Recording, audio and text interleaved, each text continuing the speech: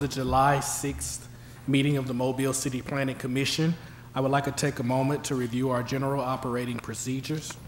Our meeting is divided into two sessions, the public hearing session and the deliberation session. In the public hearing session, an application or group application on the agenda is called. The applicant makes his or her presentation. Commission members ask questions, if any. Members of the public make their comments. Only 4 people may speak for an agenda item project and 4 against. Each speaker is limited to 5 minutes, subject to questions by the commission. After 4 minutes, a loud beep will indicate 1 minute left to speak, and at this point, please summarize your comments. After all opposition speakers have finished, the applicant will be given time to respond. If you do intend to speak, please come to the podium, speak into the microphone, and give your name and address for our minutes. Please direct all comments to the commission only and not to the applicant or the audience, and please remember to speak directly into the microphone. On routine applications, the applicant may simply raise his or her hand if there are no objections to the staff recommendations. I will then announce that the applicant is in full agreement with those recommendations. If there are any questions, the applicant will be given an opportunity to respond. After hearing all applications, the commission will go into deliberation session. In the deliberation session, the commissioners discuss each application with input from the staff as necessary, but with no input from the audience. The commissioners then vote on each application, and the results of votings can be learned from the planning department. If some issue arises in the deliberation session that were not addressed in the public hearing, the chairman has the discretion either to allow additional comments pertaining to those issues in order to resolve them, or call for the application to be held over for discussion at a future meeting. Occasionally, one or more commission members may recuse themselves from discussing and voting on a given application. A recusal does not necessarily mean the member is directly involved with the application or the applicant. Depending upon the circumstances, ethical rules may require a recusal when there is only the slightest appearance of a conflict of interest. If a regular member recuses, a supernumerary will vote in their stead unless both supernumeraries are already voting due to absences. The Planning Commission makes final decisions subject to appeal on subdivisions, planning approvals, plan unit developments, PUDs. The Planning Commission only makes recommendations on zoning applications, with the City Council making the final decision. Please turn off all cell phones at this time. Commissioners and staff, please remember to turn on your microphones when speaking. Roll call. Carlos Gant here. Miss Libby Latham. Here. Miss Jennifer Denson. Mr. John Vallis. Here. Miss Shirley Sessions. Here. Mr. Thomas Doyle. Here. Mr. Taylor Atchison. Here. Miss Keena Andrews. Here. Mr. Nick Omberger. Here. Miss Bess Rich. Here. Mr. Don Embry. Mr. Alan Cameron. Here. Quorum has been established. Starting with our holdovers. Item number 1, 850 West I-65 Service Road, Enterprise Subdivision. This item is recommended for approval. Is the applicant present? Are you in agreement with staff recommendations? Applicant has made note that they're in agreement with staff recommendations. Is there anyone else here to speak for this? Anyone here to speak against? Thank you. New subdivision applications. Item number 2, 402 St. Anthony Street. It's recommended for a holdover. That will probably be until the August 3rd meeting. That will probably be granted. Is the applicant present? Are you okay with that? Is there anyone here to speak for this? Anyone to speak against? You will have your opportunity to speak again at the meeting in which we review the application. Thank you. Item number 3, 5578 and 5592 Sermon Road West, Collins Subdivision. It's recommended for approval. Is the applicant present? Are you in agreement with staff recommendations? Applicant is present and in agreement. Is there anyone else here to speak for this application? Anyone here to speak against? Thank you.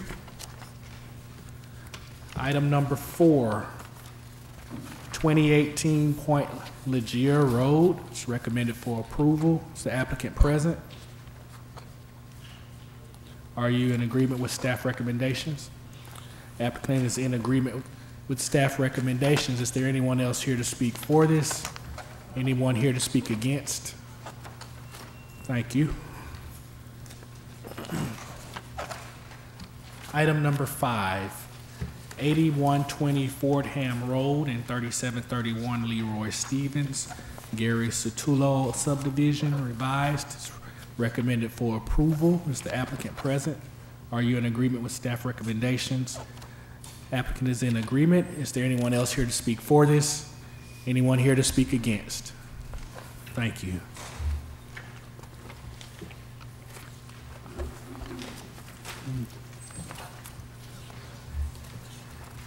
Let the record show that Ms. Denson is present. Item number 6 under new planning approval applications, 2727 Mill Street. Ms. April Jones, this application is recommended for denial. Is the applicant present? Would you like to speak? Okay. Applicant is present and has chosen not to speak. Is there anyone else here to speak for this? Anyone here to speak against? Thank you. Does she want to speak? Item number, I thought she oh, got I'm up. sorry. I would like to speak for it. Come to the microphone, please, and state your name and address. Thought she stood up. My name is Juanita Crenshaw, 2724 Mill Street.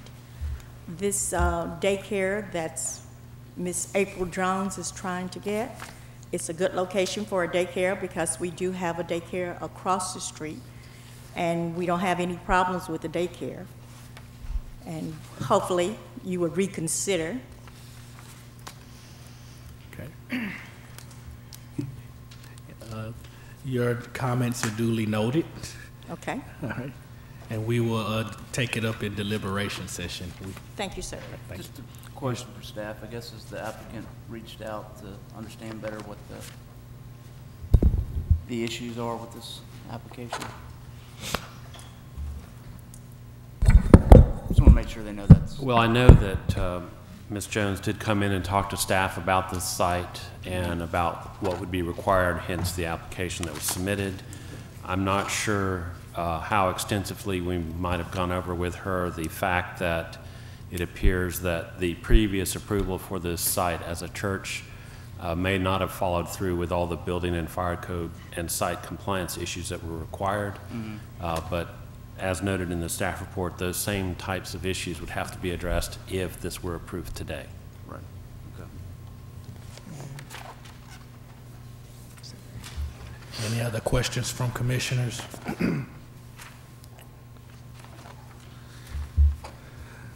New plan unit development applications. Item number 7, 401 Cochran Causeway. Bruce Smith is recommended for holdover. Is the applicant present? You in agreement with that? Please come down.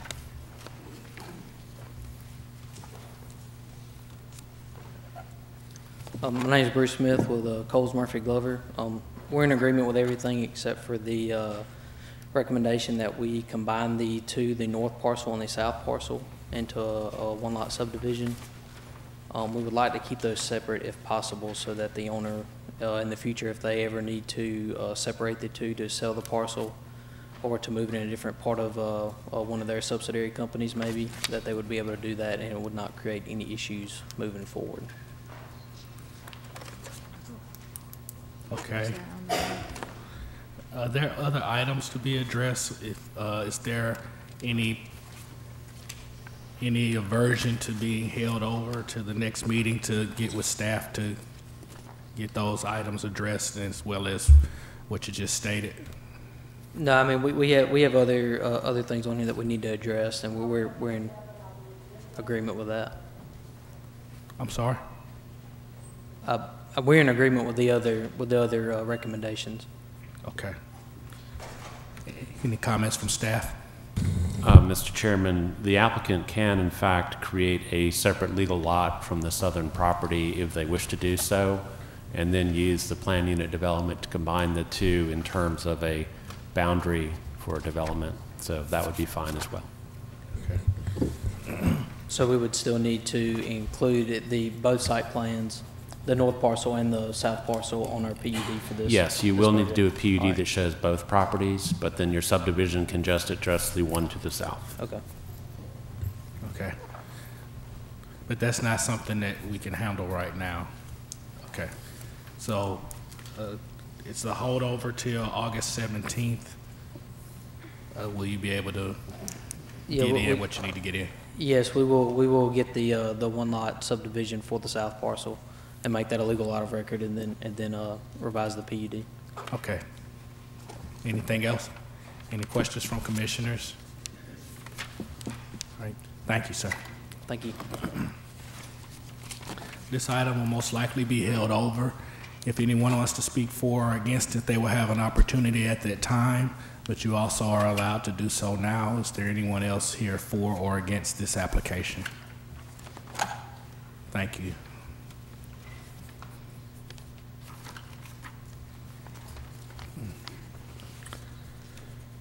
New rezoning applications. Item number 8, west side of Range Line Road, Service Road, Twilly Brook Buildings, Inc. It's recommended for approval. Is the applicant present? Are you in agreement with staff recommendations? Applicant is present and in agreement. Is there anyone else here to speak for this? Anyone here to speak against? Thank you.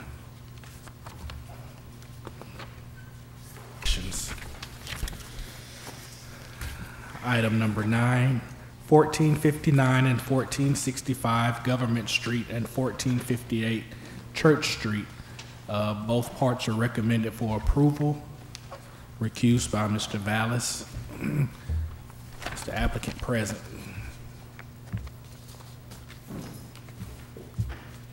Good afternoon, Pratt Thomas, Merrill P. Thomas Company, 32A. We would request a holdover for this application on the request of Councilman Manzi and some correspondence with some of the neighbors to discuss our plan in further detail with the neighborhoods and schedule a meeting with them. Okay. Mr. Chairman, in discussion with the applicant, they are asking for a 2-week holdover to the July 20th meeting, correct? I suppose. I'm not sure. The concern is that Mr. Manzi has suggested the neighborhood meeting on the 19th, which would be the night before the next meeting, and we told the applicant that that might be a little quick for y'all and for the opposition, so that's why we're not sure if a 2 or 4 week holdover would suffice.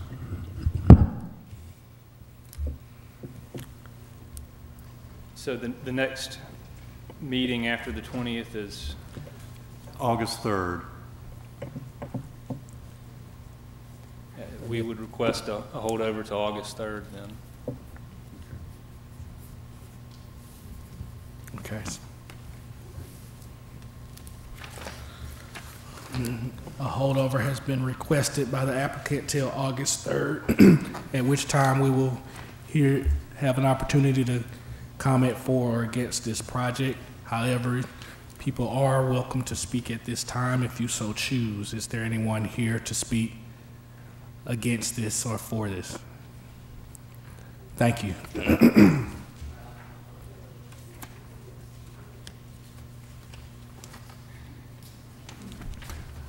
Item number 10, the landing subdivision. It's 3 parts. All 3 parts are recommended for tentative approval. Is the applicant present? Yes, Casey Pipes, 2255 Ashland Place for the applicant. We're agreeable with the staff comments and conditions, and as a product of a neighborhood meeting, we have some additional conditions that we we're volunteering to impose on the PUD approval. These additional conditions have been supplied to staff, and looks like y'all have a copy as well. Good. We just wanted to be sure that those were added as additional conditions to the PUD approval consistent with the neighborhood meeting. Okay, sir. Thank you. It's all staff, all commissioners have a copy. Is there anyone else here to speak for this? Anyone here to speak against? Thank you.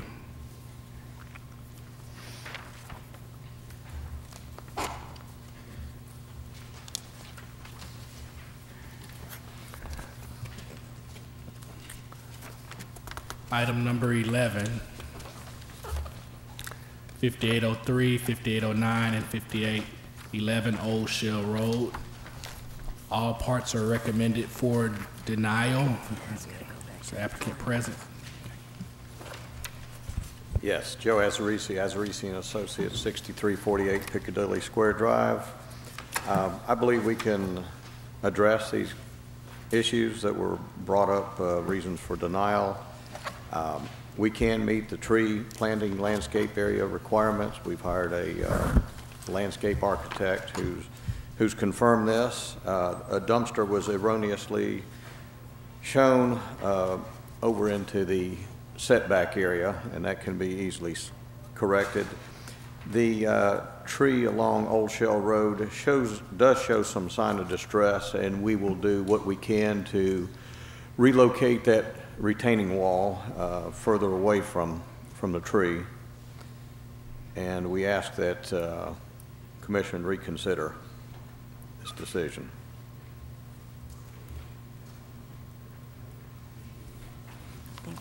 Staff? We have prepared copies, or excuse me, conditions for approval should the commission choose to consider that based on Mr. Azarisi's statements. Did you just, is it okay if I? Yes, ma'am. Did you talk about the abutting commercial to the residential? What kind of buffers need to be in place? Thank you. We will provide the necessary requirements, fence, 10-foot set easement, or 10-foot setback area also, along any property that adjoins a residential property. That's shown on the site plan. 6-foot privacy fence. And the garbage dump doesn't go, I mean, the dumpster doesn't go back towards the residential side? Oh, no, it'll shift further to the west. It just slightly encroaches into the setback. That was Right here. That was an error in our drawing.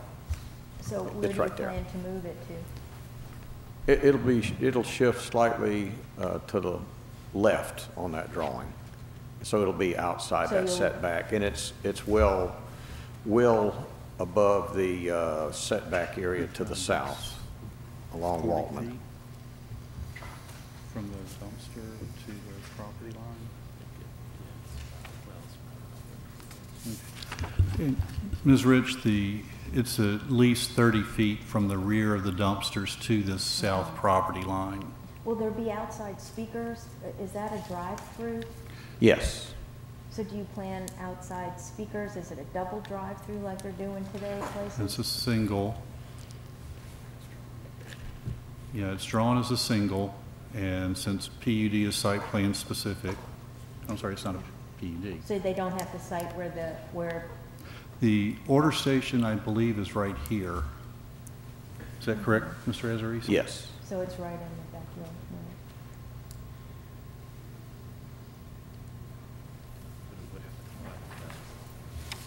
Yeah. Okay, sir, we'll take it up in deliberations. All right. Thank you. Is there anyone else here to speak for this? Anyone here to speak against? Thank you.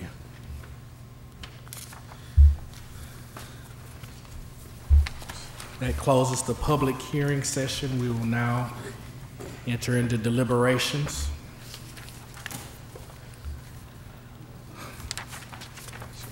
Starting with item number 1, 850 West I-65 Service Road. It's recommended for approval. Is there a motion? Move to approve. Go ahead. Move to approve based on staff recommendation. Second. Properly moved and seconded. Any discussion? All in favor? Aye. Opposed? Pass. New subdivision applications of number 2, 402 St. Anthony Street. It's recommended for holdover. I'll make that motion. Second. Hold over till August the 3rd meeting. All in favor? Aye. Opposes? Items held over till August 3rd. Item number 3, 5578 and 5592 Sermon Road West, recommended for approval. Move to approve based on staff recommendations. Second. Properly moved and seconded. Is there any discussion? All in favor? Aye. Opposed? Pass. Item number 4, 2018 Point Legier Road, recommended for approval. Is there a motion? Move to approve, subject to staff recommendation. Second. Properly moved and seconded. Any discussion? All in favor? Aye. Opposed? Pass. Item number 5, 8120 Fordham Road and 7031 Leroy Stevens, recommended for approval. Is there a motion? Move to approve, subject to staff recommendation. Second. Properly moved and seconded. Any discussion? All in favor? Aye. Opposes? Pass. New planning approval applications. Item number 62727 Mill Street. It's recommended for denial. Is there a motion? I've got a question for staff. So this was approved as a temporary church, and then that went, obviously we exceeded those 12 months, and so where do we sit now? I mean, is it operating illegally, or? If it is still operating, it has expired, so it is not operating under a valid planning approval. So how could we approve additional use? I mean, I understand that maybe the neighborhood does want it, but do we know that this building's not up to codes? Well, We've suggested it be proved it's under? they never obtained permits or inspections to bring it up to code as was required by the previous approval. When they changed use? And now they're, right, when they changed from residence to the church. Okay. And so they could, if they went through the permitting process, would be a way to come back before the commission and possibly seek approval? The other approval has expired, Yeah. so, they would have to start from scratch. Okay. Or if the commission chose to approve this with all those conditions, or hold it over for them to show that they are going to comply. But at this point, the recommendation for denial is the most appropriate. Well, and, I mean, even if it was up to compliance, I mean, if we're looking anew at the site, it had a temporary approval for that use, but, if we're looking at it from scratch, I mean, it's pretty residential for the most part on that particular street. I know there's an adjacent roadway with some, higher uses, but this is essentially a single-family residential home. Correct, and the daycare that was referenced earlier is in an area where it complies with parking and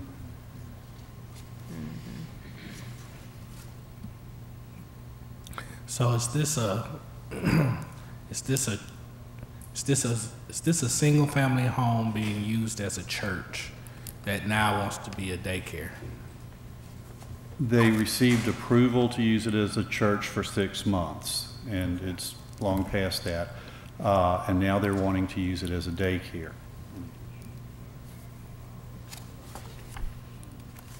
Yeah, it is surrounded all by Yeah. residential. And is it I guess it would be an owner question. is it a home daycare or would it be just a daycare, a dedicated daycare? If it were a home daycare where the people actually lived there and had the number of children that DHR would allow, this application would not be before you. Okay. So if the building's not up to code, but that's a whole nother story too. Yeah. Yeah, and the code Yeah, is daycare. and a daycare, because of children, I think there are additional building code Yeah, they things that probably would. would research it, Oh. even if it's a home one. Yes. If this is to be a commercial daycare, oops, right, there's a lot of additional things that would be required because it's children. I mean, can we ask, is there a desire from the applicant to bring this property up to code to meet these regulations?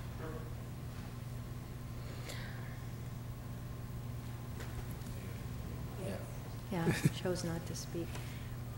But I guess, again, I would make the point that even if it is up to code structurally, looking at the use, I just don't, it doesn't seem appropriate for the immediate area. How is parking calculated for a daycare? It's based on the number of teaching stations. So, I mean, it could be a minimal number. They could maybe need 3 or 4 or something. I mean, Yes, but the driveway doesn't meet the minimum drive width for two-way traffic. When it was approved through a PA, it was going from the R1 to a church, which is allowed. Now, a daycare would require a rezoning. It's not just planning approval. But this application was to expand now the church's activity to include. Is that correct? That's correct. That's correct. So this would essentially be a church daycare and So not a pure daycare business, standalone business. But the church that was approved never got adequate building permits, and a number of them, not just 1 or 2. I mean, just about every process was. Correct. They didn't go through. And it was approved for a temporary use of a church only, correct? Yes. Do we know whether the church is operating as a church now? We don't know that. She's saying it's not. It's not operated as a church now. So it could not be a church daycare, because I'm looking at the layout here, and there's a church daycare on the corner. Correct. Yeah, that's been there a long time. So the building is virtually vacant. Am I correct? Okay.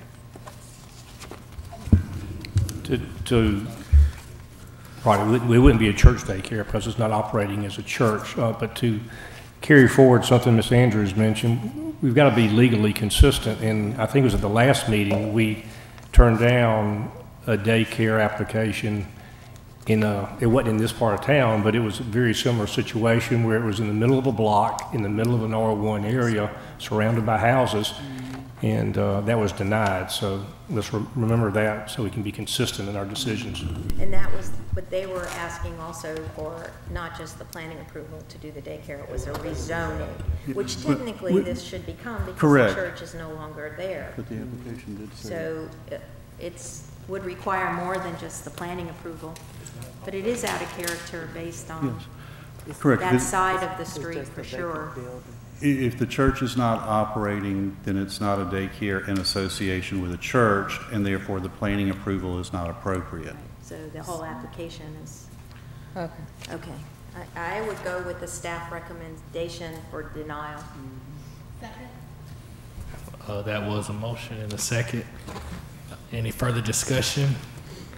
All in favor? Aye. Opposed? Application is denied. New plan unit development applications, 401 Cochran Causeway, recommended for holdover to the August 17th meeting. I'll make that motion. Second. Probably moved and seconded. Any discussion? All in favor? Aye. Opposes? Pass. Item number, new rezoning applications. Item number 8, west side of Range Line Road, Service Road, Twilly Builders. This application is recommended for approval. Is there a motion? Move to approve based on staff recommendations. Second. Properly moved and seconded. Is there any discussion? All in favor? Aye. Opposes? Pass. New group applications. Item number 9, 1459 and 1465 Government Street, 1458 Church Street. Owner has requested a holdover until August 3rd. I'll make that motion. Second. Moved and seconded. Any discussion? All in favor? Aye. Opposed? Items held over until the August 3rd meeting.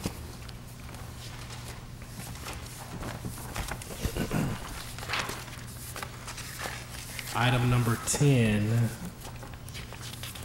the Landing subdivision.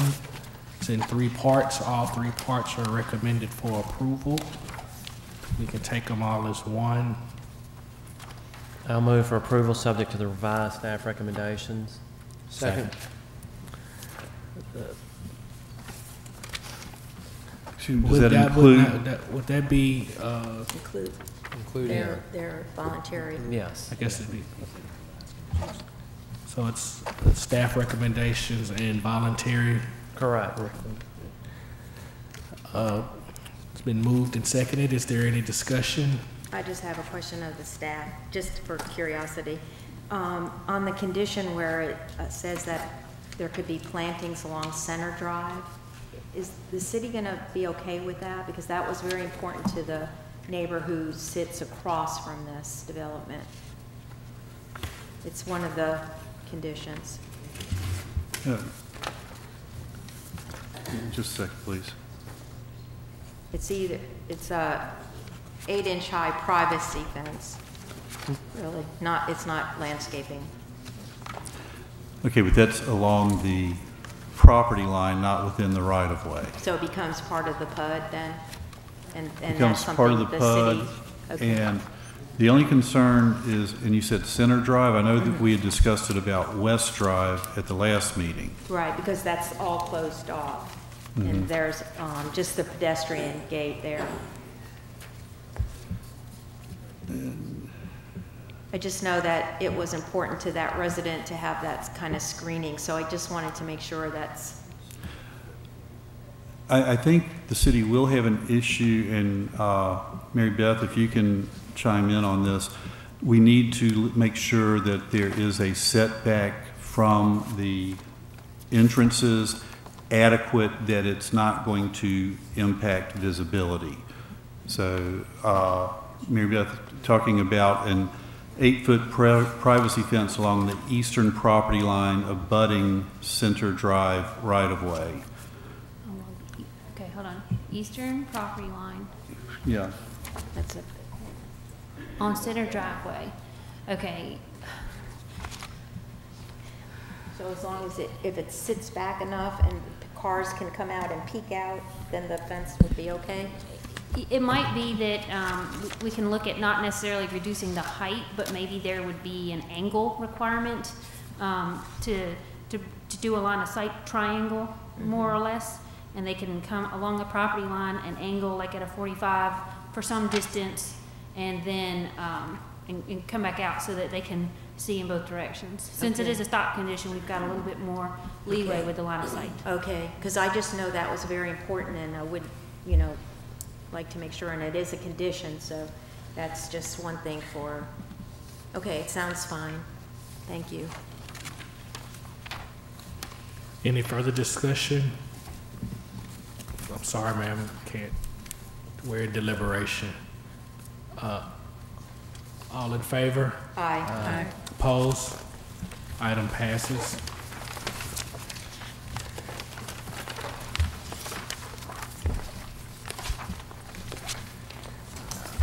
Item number 11, 5803, 5809, and 5811 Old Shell Road. It's currently recommended for denial. Is there a motion? Yeah, let's go there. Do we have conditions if this were to be? Yes, sir, we do. Something. Okay, yeah. I'd want to ask and make sure that Mr. Ansarisi saw these conditions is in approval, in agreement with them. Thank you. I have a question about the drive-through and the parking and people walking across it. Do we encourage that? It exists in a couple of other locations, one being was it Chick-fil-A on Airport, just west of University. PDQ does something similar, so. Yeah. Well, and most fast food restaurants that have drive-throughs also have an entrance on the side where the drive-through lane is. Yeah. Bess, if it makes you feel any better, I can't see any heavy traffic generator leasing that spot. to be Well, honest with if you. they're limited to that size in each of those parcels? In other words, it's divided into, what is it, 8? No. No, that's just showing what they are anticipating their tenant spaces to be, but. But it's not, even though it's coming in as a, No, it's but not coming in as a PUD. one thing that limits them somewhat on the size of the tenant spaces, at least as far as food and beverage is concerned, is the parking requirements. Yeah, because that was one condition that was placed on, that it could not have a restaurant. If I remember the first one. It wasn't a condition, it was because there was not adequate parking for any of those spaces to be a restaurant.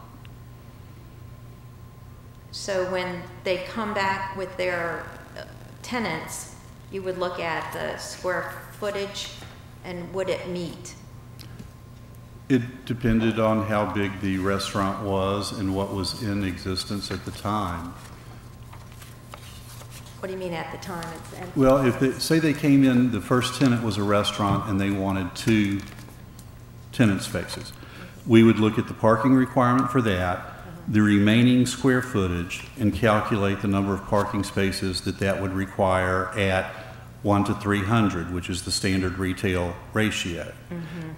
If it exceeded that, there might be a possibility that one of the other spaces could become a restaurant if there was adequate parking to accommodate it at the 1 to 100 and the remaining tenant spaces at 1 to 300.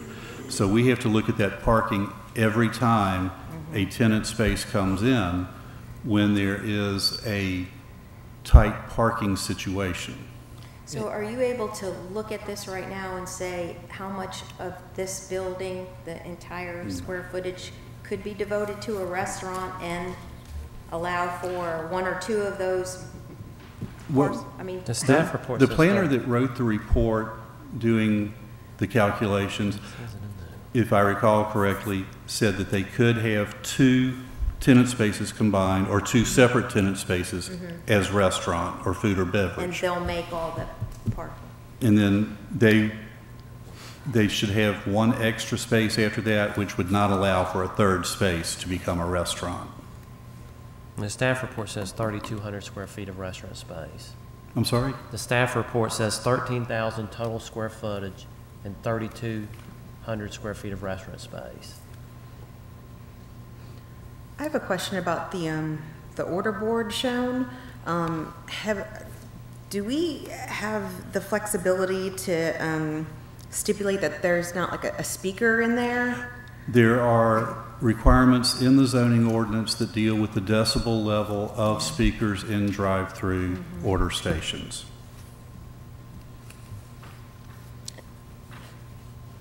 And you've got people that were parked and they have to get in the drive-through site, or is it wide enough that they'll be able to get around the people that are ordering? I mean, I can't tell it by looking at it. The parking layout is wide enough to allow for 2-way traffic in that parking area. So In the somebody, parking, I got that. I see so that. somebody parking in that parking area would come back out this way. They would not go through the drive-through lane. This is going to be one-way only. So if you parked here, there's adequate room for you to back out and come and exit. I had one more question about the staff recommendations in the report. Under the rezoning, the fourth thing that's listed is that the rezoning will expand the B2 neighborhood business district adjacent to existing R1 single-family residential district without B1 buffer district separation. I know that the additional recommendations, address some of the other things that were listed there, but does the staff have any input as to that particular initial comment? I think that when we looked at the future land use map and what it recommends in this area, and given the fact that you have across Long Street the University Landing development, you have the rezoning behind that could allow a hotel, and then behind that you have the brand new apartment complex that is nearing completion. That taken into the fact that you also have facing University the storage development, as well as two other commercial strip center and a freestanding restaurant, it just shows that the trend of this remnant single-family residential area is to go to a commercial or multifamily use. Now, the houses that are on Waltman Lane, since they are somewhat isolated and landlocked, it will be a challenge for whoever wants to move forward with commercial development. But it would seem that that's going to be the logical next step at some point. I think they've been approached by the landing for R3s, at least information that I received from one of the residents on Waltman. So that's changing too, and I get all that. I mean, new development, you just, oh geez, just wish it could be so much nicer. I mean, as far as. Could staff remind me what the vegetative buffer requirement is on the R1 side, the south side?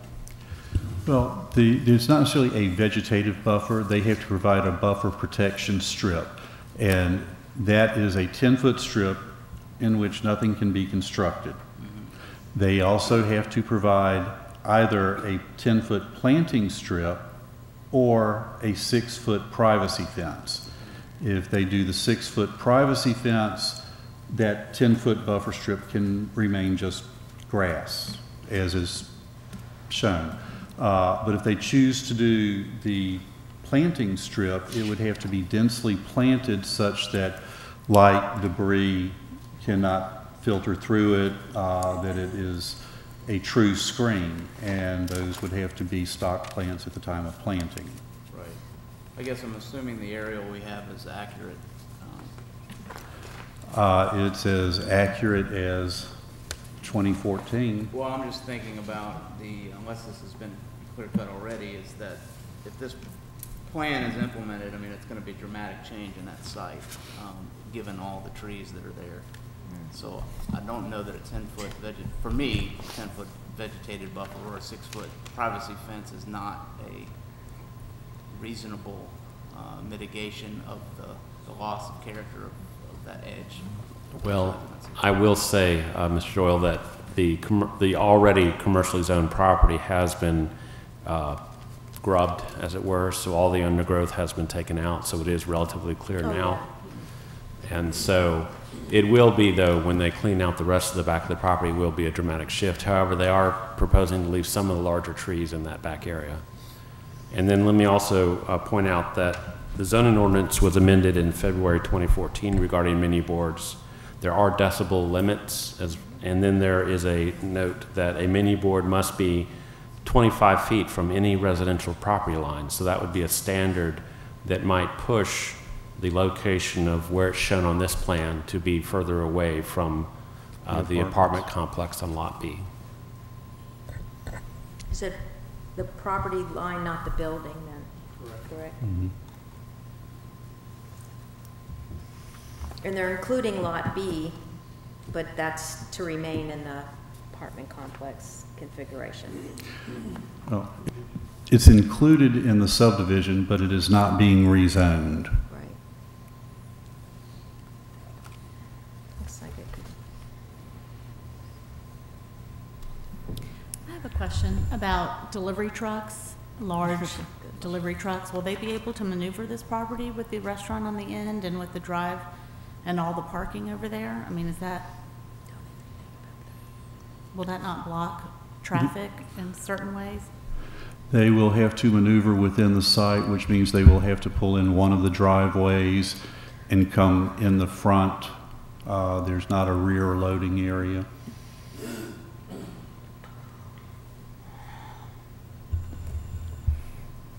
What did we approve before this came back? What was the square footage and it didn't include any of the drive-through stuff, right? No.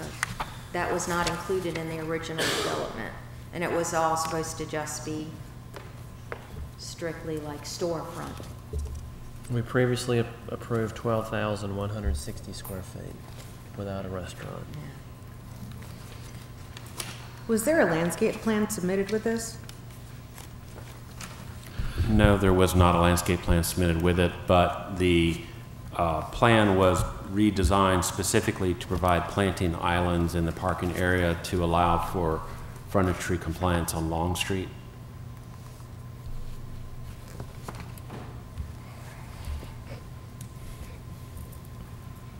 I mean, is our concern with the site plan, or is it with the use? I'm somewhat kind of, I mean, I know we're having a lot of conversation, but I don't know what we're trying to justify. Well, staff had concern that the site plan as originally presented would not be able to comply with tree and landscaping requirements, but we met with the applicant yesterday and they confirmed, and as he stated in his statement, that a landscape architect has independently verified that the site will be able to meet the frontage and percentage requirements for landscape area.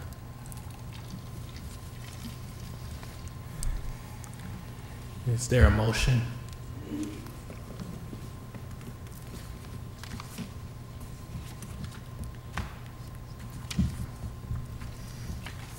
I'll make that motion. Move to approve subject to staff's revised conditions. Second. Properly moved and seconded. Is there any discussion? Just encourage an amendment to that recommendation to increase the easement on the south property line, lot A, to 25 or 30 feet. You mean the buffer? The buffer, yeah. 25 feet? 25 or 30 feet, whichever the Make either system like the second remote here. Just asking for consideration. Do we know if that parking is within that setback? Bert's pulling the plan, but based on looking at the site plan, if you look at the parking spaces, If that's 10, that's got to be 40 or 50. I mean, well, no. Richard, let me ask the applicant a question. How do you plan on dealing with the stormwater detention there? In that area, which would be a proposed, but would you be opposed to maybe doing some landscaping in that was appropriate for a pond that would create the buffer?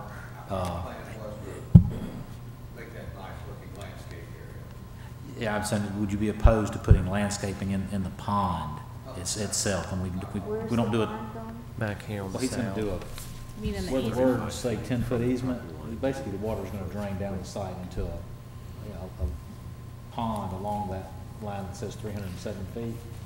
And so if you take the pond and landscape it as well, I think it would accomplish the extra green space and deal with the stormwater, appropriately. and Mr. Hoffman just confirmed the area or the distance between the south property line and the parking lot is right at 35 feet. Yeah. So you couldn't have a complete vegetative buffer because that would be where you needed the pond. So, I'll revise my motion to include that the retention pond located along the south property line be landscaped to include, to enhance the vegetative buffer.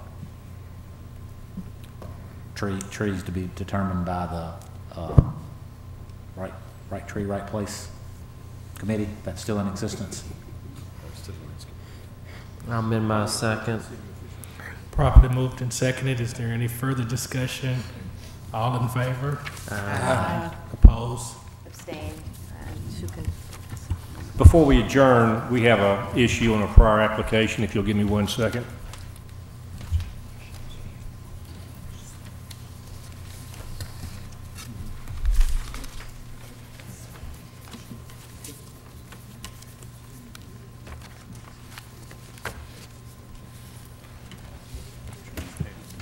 If I may, this gentleman here in the front row was here on number 8 in opposition, but he did not hear the call for anybody in opposition.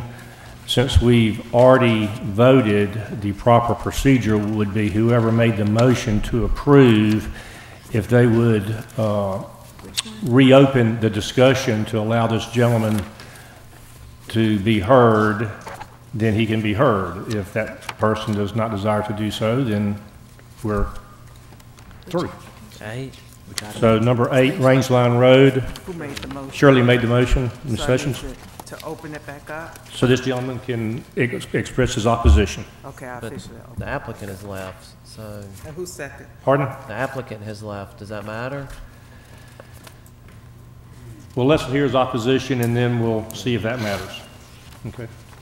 Ms. Sessions says she's agreeable to that, so sir, if you'll come forward and give your name and address. Name's Michael Twilling, 4017 Henning Drive South, Mobile, Alabama. Myself and a few other people just own properties next door to this. I was actually the first owner of that, excuse me, the second owner of that property. If you'll notice, the names are the same. My brother owns it. I sold that property to him. Our only opposition is the fact of going from R1 to B3. We don't know what kind of industry's there. Myself, the guy that lives next door to me has stage 3 cancer. You know, he don't like a lot of traffic there. Right now, there's a lot of vehicles that go in and out from large trucks that park there overnight. But Dewey Tires, we've been told it's going to be a valve, a commercial valve company of some sort, and that's concerned of all the noise and that type of thing. But what we have right now is we have a huge, and I sent some of the paperwork in, and I don't know if it got here with photos. He actually filled the property in, excuse me, and all that's fine, but the property was muck and it stayed sour for like 6 months. The property is a foot and a half higher than my property, which has now caused a tremendous amount of flooding on my property. And I've actually asked him on numerous times to fix this situation, and that hasn't happened.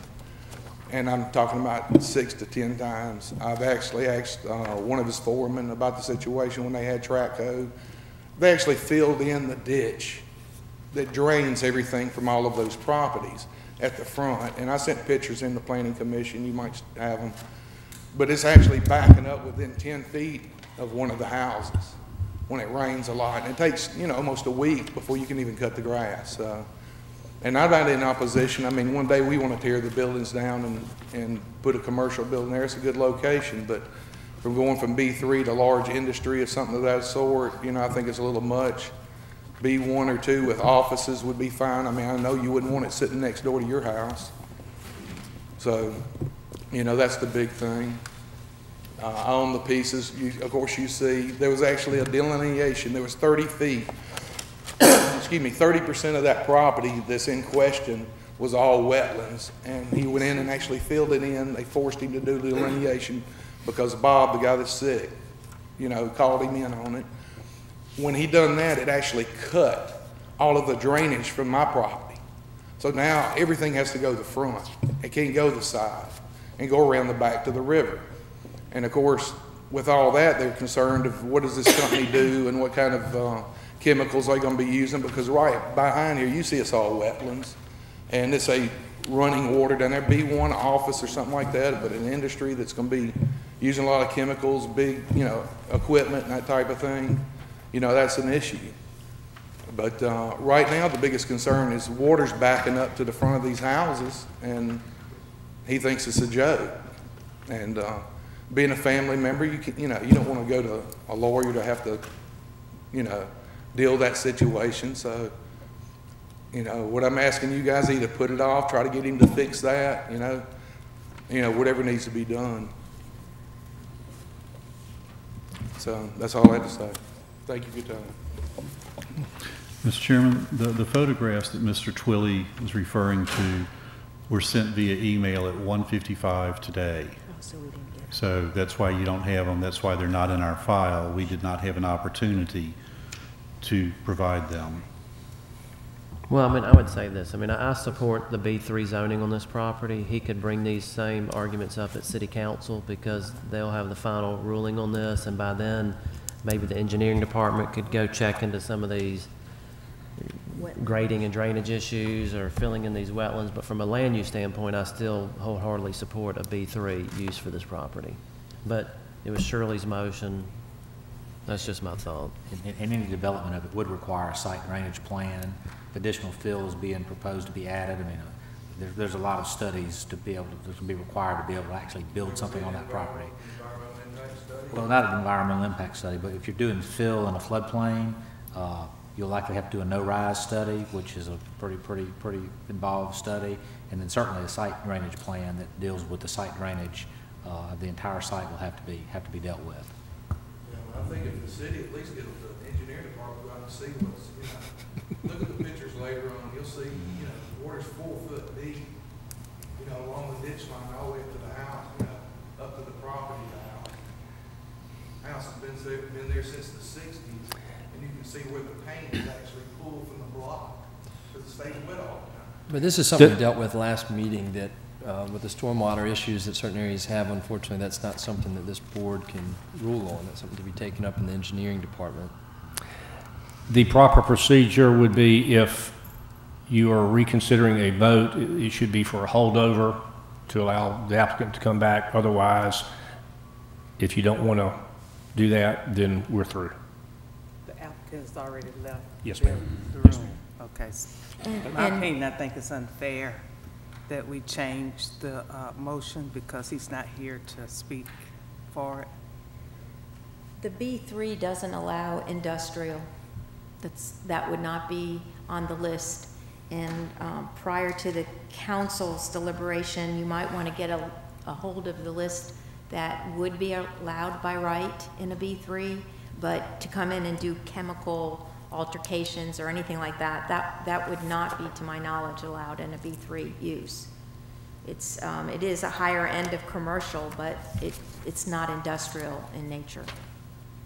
But you could go on the city's website and go to the planning, and I think all the codes are there, and you could see exactly what would be allowed within that classification.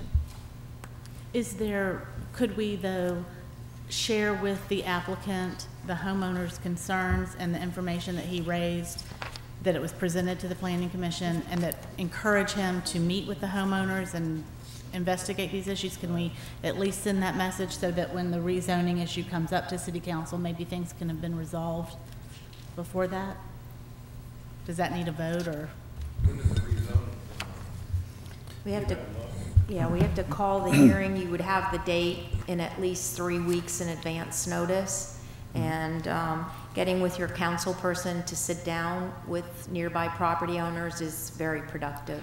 Well, and a lot depends on when the applicant pays the advertising fee, because we do not forward the packet to city clerk until after the advertising fee has been paid. When we call it, when council calls it, when council calls it, it is a 3-week notification, sometimes 4. As long as they're not, our biggest, concern is, what are they using, we have no idea. Well, you can look at the list as far as what would be approved.